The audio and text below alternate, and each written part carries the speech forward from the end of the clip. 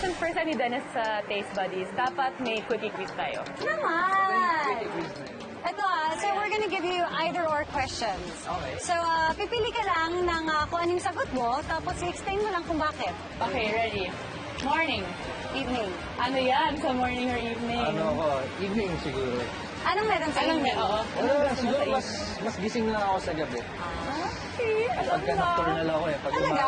Pag umaga parang Hirap. Pero nagtatamad-tamad maganda ako. din yung tulog pagkatapos. Sus! I'm just saying, you have to go through this. Okay. Okay. Hot or cold? Cold. Hot or cold?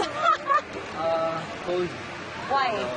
Mas Okay. gusto ko sa malalamig na lugar. Mahirap mas masyado mainit eh. Okay. In or out? Hirap In, to in tayo. In what? In, mas maganda kung in ka, kung alam mo yun. Di ba?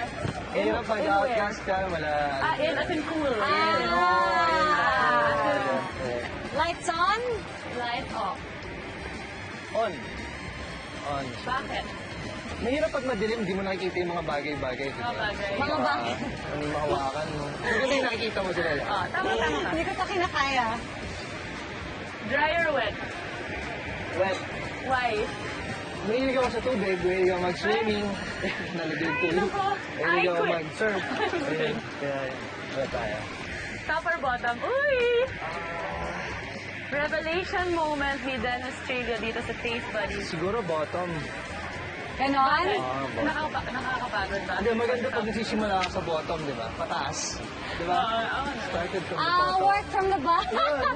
Gusto ko yan, started from the work from the bottom to the top. Slow or fast? Slow. Slowly but surely, di ba? Mahirap yung mabilis masyado padalos lang. Magaling ka! Nakita ko na yung nanginap na yun. In fairness sa mga sagot ni Dennis Trillo, palakpakan. Diba swerte natin? He gave us some time. Nakapag-flowboard pa tayo. Speaking of, kumusta yung experience mo?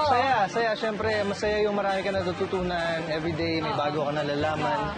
Kaya salamat sa experience na Just ride the Nangyari wave yan. like you ride life. Yeah!